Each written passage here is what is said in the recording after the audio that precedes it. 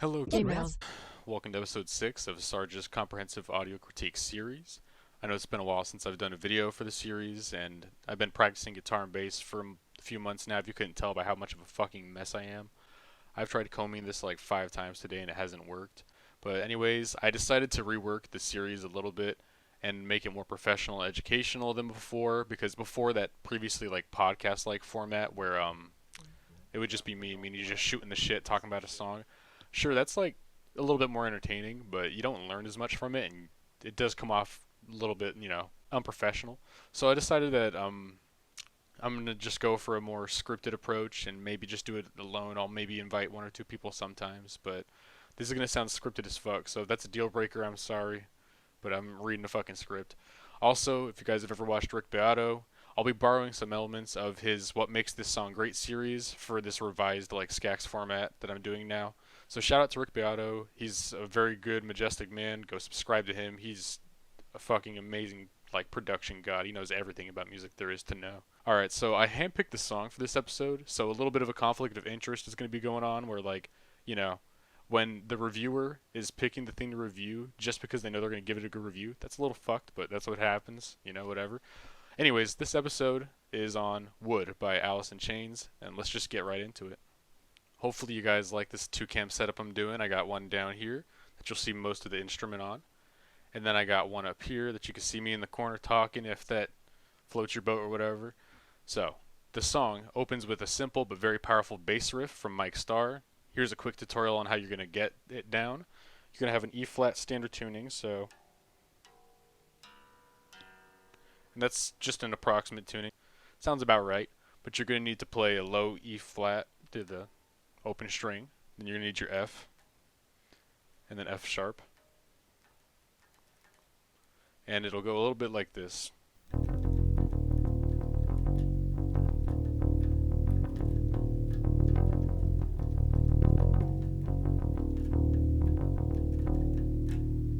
That's a little sloppy, but I'm not going to do it perfectly. It sounds way better in the actual recording, probably also because of gear and mixing. I just have a simple Squire Bronco, whatever the hell it is, kind of okay bass, but the song, just the atmospherics that it sets up in that first just few seconds is amazing. The bass really just sets the tone for the rest of the song and is really mysterious and dark. After that sick ass bass intro, you get some nice atmospheric hi-hat hits like and then the guitar comes in with a but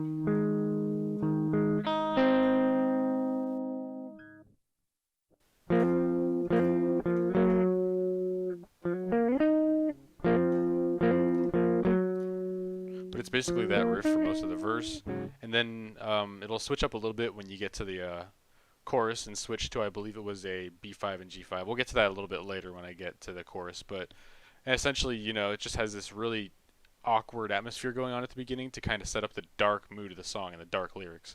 There's some other little riffs going on in the background, and there appear to be 3 guitars if you look at the tab on Ultimate Guitar, but again, just listen to the actual song and you'll definitely get a better gauge of what's going on than in this video, but just a few little things here and there to set the tone a little bit.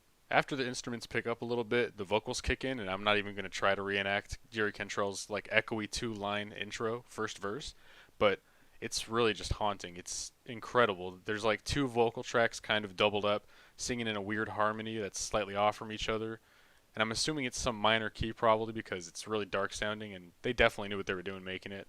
They're pretty damn good musicians, but I'm definitely not doing any music theory justice in this video. I'm not too keen on that. I'm not that skilled, but if you're ever just blasting this song, it's just going to give you the chills. And we'll get to the lyrics later, but the intro is incredible, and now let's move on to the chorus.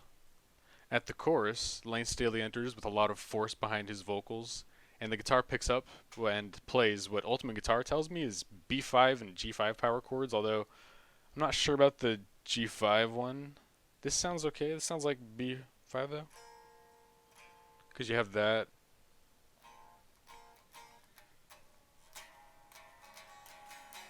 This song just has a unique way of, it just portrays agony with only a few chords really for the chorus. It's only just 2 chords alternating. There's plenty of intricate riffs in the background. There's a sick ass solo in the song too that I'm not going to butcher on camera any more than I already did with the fucking B5 and G5. But Let's move on to the lyrical content and discuss what really gives this song the fucking dark, haunting feeling to it. Wood was written by Jerry Cantrell as a tribute to his late friend Andrew Wood. It certainly isn't the only tribute or open letter about Wood's death, considering Temple of the Dog's entire existence and only studio album were in memory of Wood. But it's also the comparative darkness is what fascinates me about this song. It has such a heavy tone, and the almost archaic lyrics in the two verses are just, they exhibit agony of the situation further than other songs did. While other popular tributes, such as, like I said, Temple of Dogs, Say Hello to Heaven, and then Faster Pussycats, Mr. Love Dog, they're okay songs. Wood is not only a homophone of Wood's name, which is, that's a little, cringy, but it's also like, this song just has strong metaphor and the use of symbolism of floods and flight to encapsulate Andrew Wood's heroin relapse and eventual overdose that killed him. But I feel like the most haunting part of the song is its outro, actually, because it shows up in the form of the point of view of Wood himself for the outro, it seems like. And he poses the questions of how gone can you be mentally because of addiction before you can't redeem yourself? And would you be able to accept support and help to save yourself? And better yet, would you be able to come back from the edge if you were in his shoes? Things like that are like just the kind of questions at the end of the chorus, and even mentions the people you leave behind and shit. It's really fucking dark. So yeah, this is definitely like the darkest episode of SCACS so far, but I've provided some exposition about the song's instrumentation and lyrical content. Now let's pin some numbers to it. Starting with enjoyability, this is already going to be a little contentious for some out there because the point of this song isn't to feel happy or fulfilled from listening to it. And if you couldn't tell from previous episodes, I really don't stand for like overly sunshiny pop music. Like if you're writing a fucking song that's the equivalent of a Teletubbies episode, then I can't give you too much credit. It's a little So forgive that stupid analogy, but this song should be enjoyed in a different way is what I'm saying. It should be enjoyed in how much it haunts you and makes you feel like, oh my god, holy shit. So it's a dark, symbolic open letter about addiction, as well as like a mourning of a lost friend. And it certainly isn't corny or cliche in any way that I can tell besides, Wood versus Wood. That's a little but it's also deep enough where I'm like, whatever, I'll fucking let that slide. But everything about it, from the atmosphere to the droning double-tracked vocal performances to the instrumentation, it all just gives you chills, and it's like, ooh. So for enjoyability, even though it's kind of counterintuitive, a little bit of dissonance going on, I'm definitely giving it a fucking 10 out of 10. This song is really an incredible experience to listen to for the first time, and then also just listening back as a fan of Alice in Chains now. I just fucking love it. Now, moving on to originality.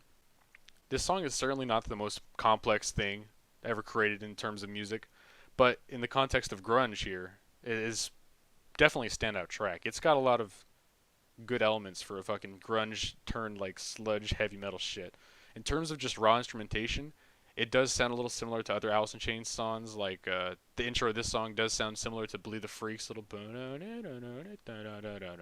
So they have similar like slow build up at the beginning, leading into a verse or chorus, but it's kind of to be expected because it's the same band literally. They probably do have somewhat of a formula. Also, it doesn't have like the most energetic guitar solo or the most interesting vocal range, but I feel like the lack of like over the top, really crazy rowdy stuff, just letting it be like a really frustrated but also melancholic song, just builds onto like the depth of the lyrics. Like to implement elements that go over the top or go really crazy and like unique past a certain point is just a little overdoing it. So this song doesn't overdo it. It really portrays the somber feeling of losing a friend and then just, I guess retrospectively looking at addiction and being like, wow, this really just consumed him and shit. It's really deep, and it doesn't overdo itself, and it doesn't really clone an existing formula that I can find, because there sure are songs that probably sound similar to this, but none of them have like the same lyrical content going along the same way, and it definitely sounds different from Temple of the Dog from what I've heard of Temple of the Dog. And if I had to pin a number on originality, I'm giving it another pretty high one. It's not going to be a 10 out of 10, but 9 out of 10, pretty good. Next, how does this song stack up to other Alice in Chains songs? As I mentioned in the originality section, this song does have a similar build-up into its first verse as other songs such as Bleed the Freak, but that isn't necessarily a bad thing though, because I think Bleed the Freak's an okay song. It's a pretty solid song too. But if I had to break it down to just ranking it between other songs by of the band I can name, I'd say Wood definitely beats out pretty much most of Facelift, if not all of it. And certainly it does have a wider impact than the post Lane Staley work after they got William Duvall. No offense, but I mean it's good. I fucking love Stone. That's one of my favorite fucking songs of theirs, but it just doesn't stack up to the emotional like heartbreak that is portrayed in this song and like the heaviness of Wood. But yeah, it doesn't really have a hard time or outdoing a lot of their music, but I still think that a few songs on Dirt, such as Rooster and maybe Down in a Hole, might actually, compare to this song pretty well and fare well against it.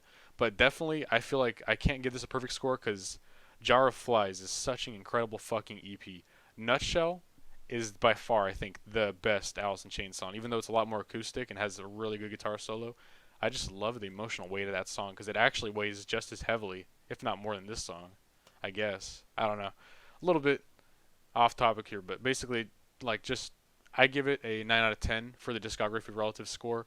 I think that's pretty good. I don't think I'd give it a 10 out of 10 necessarily. Also, God, I'm just looking at my fucking hair being a mess again, even though I tried to comb it. Oh well.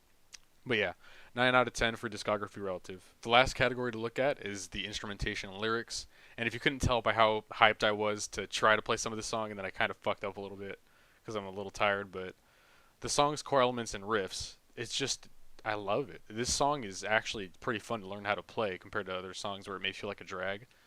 And it's like not too hard to learn if you've ever picked up a guitar and learned a few chords and proper positioning going from like, fucking first to fourth and fifth. Because I think fourth is pretty important for this song because you have like. But now let me get back to before I get sidetracked. So there's three guitar tracks for this song. If you find tabs on Ultimate Guitar, like I said, there's three. It looks like, and that forms a pretty good melody section along with the vocals. But let's not overlook how solid the rhythm section is. Sean Kinney's drumming is actually great on this song. Like it adjusts with the progression of the song. Cause at the beginning it's just hi hats and like a lot of loose hi hats and one snare every once in a while. But as the song goes on, it gets to the chorus. It just takes off, and the fills in the chorus are actually really good for the drums, and especially in the outro too. Additionally, like I don't want to overlook that this song has a bass intro, and I love when songs have something unique like that to catch you in. Mike Starr's bass intro is fucking sick, and it really sets up the rest of the song in a short few seconds with that.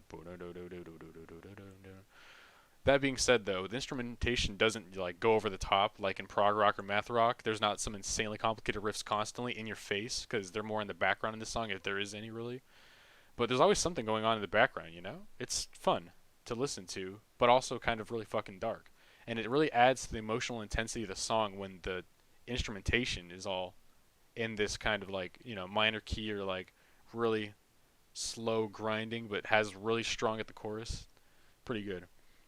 Now, in terms of lyrics, there are only 138 words total that are said in this song. And if you compare that, like, that's less than individual verses on songs nowadays sometimes, since hip hop dominates the music industry. But the poetic nature of the verses, and as I mentioned earlier, that archaic metaphors that painted in, they just make a vivid picture of addiction overtaking somebody, and then it results in a tragic death. And then just the questions that they leave behind, what they have that people can't fucking answer for them. So for that, I give instrumentation and lyrics a solid 9 out of 10. So that's like 3 9 out of 10s and a 10 out of 10. You'll see how that breaks down in a second when I get to the scoring. For enjoyability, we had a 10 out of 10. That translates to a 40. For originality, we had a 9 out of 10. That becomes a 27. Discography relative, it was also a 9, so that's 18. And then instrumentation and lyrics, they just stay as a 9. That gives us 94%, which is our best score on SCACS thus far by quite a bit, actually, like 8%. So, I mean, again, like the conflict of interest is there. I believe it's justified though. The song is pretty incredible. If you don't believe me, feel free to flame me in the comments. Fucking light me up.